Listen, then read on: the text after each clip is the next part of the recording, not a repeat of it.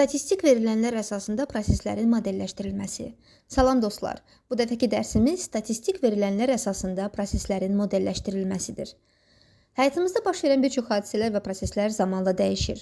Bu dəyişiklikləri anlamaq və gələcək nəticələri əvvəlcədən görmək üçün biz statistik verilənlərdən istifadə edirik. Bu məlumatlar əsasında biz proseslərin inkişaf xəttini, tendensiyasını və proqnozunu müəyyənləşdiririk. Bu isə statistik modelləşdirmə adlanır. Statistik verilənlər nədir? Statistik verilənlər hər hansı bir hadisə və ya proses haqqında müəyyən dövr ərzində toplanmış çoxsaylı məlumatlardır. Məsələn, bir şəhərdə əhalinin hər il artımı, havanın temperatur göstəriciləri, şagirdlərin imtahan nəticələri və s. Bu məlumatlar adətən cədvəl, qrafik, diaqram şəklində göstərilir. Statistik verilənlərin təhlili. Statistik verilənlərin sadəcə toplanması kifayət etmir. Məlumatlar təhlil edilməli, artım və azalma meylləri müəyyənləşdirilməli, müqayisələr aparılmalıdır. Bu təhlil prosesin ümumi inkişaf istiqamətini göstərir və gələcək nəticələrin proqnozlaşdırılmasına imkan yaradır. Proseslərin statistik modelləşdirilməsi. Statistik modelləşdirmə müəyyən bir prosesin zamanla necə dəyişdiyini anlamaq və gələcək nəticələri əvvəlcədən təxmin etmək üçün tətbiq olunur. Bu proses adətən 3 əsas mərhələdən ibarətdir. Birinci mərhələ verilənlərin toplanması. İlk olaraq tədqiq olunan proseslə bağlı məlumatlar müəyyən dövr ərzində toplanır.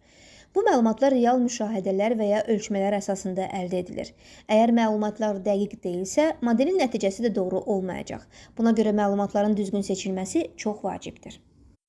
İkinci mərhələ – verilənlərin qrafik və ya cədvəl şəklində təqdim olunması. Toplanmış məlumatlar daha yaxşı başa düşülsün deyə cədvəl və qrafik şəklinə salınır. Qrafik və diaqramlar prosesin necə dəyişdiyini vizual şəkildə göstərir və artım, azalma və sabitlik meyllərini daha aydın görməyə imkan verir. Üçüncü mərhələ proqnozlaşdırma.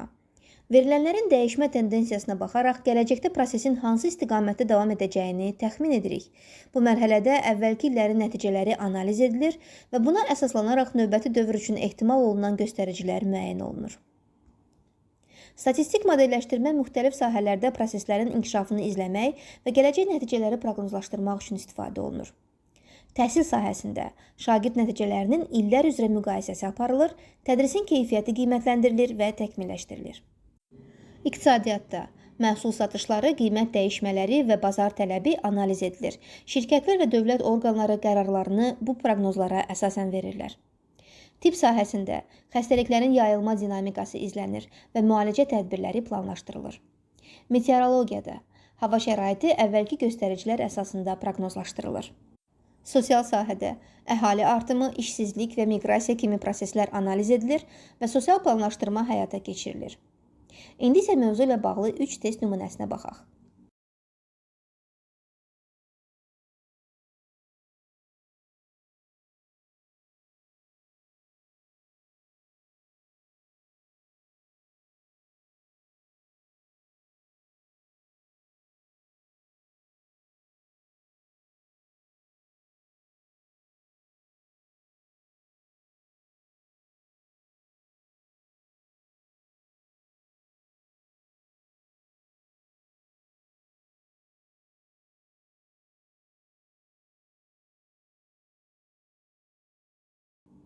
Yekun. Bu dərsdə statistik verilənlərin proseslərin gedişatını anlamağa və gələcək nəticələr proqnozlaşdırmağa imkan verdiyini öyrəndik. Eyni zamanda məlumatların təhlilinin qərar qəbul etmədə və planlaşdırmada mühüm rol oynadığını da müəyyənləşdirmiş olduq. Dostlar, əgər bu video sizə faydalı oldusa, kanala abunə olmağı, videonu bəyənməyi və şərh bölməsində fikirlərinizi yazmağı unutmayın. Növbəti dərsdə görüşənədək sağ olun.